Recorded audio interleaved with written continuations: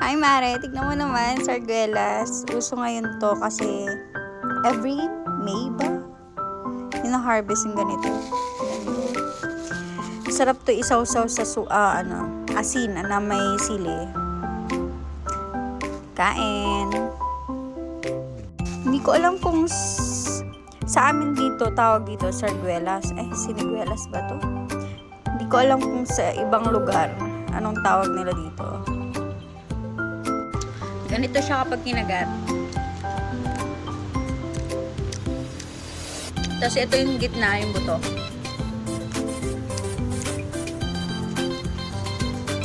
Sarap. Kahit huwag na palang isaw-saw sa asin. Hindi siya maasin, matamis siya. Kain pa tayo.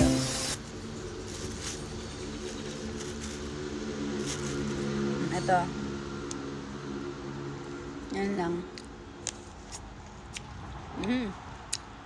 Ito medyo hindi pa hinog pero masarap. Tapos yung balat niya crunchy.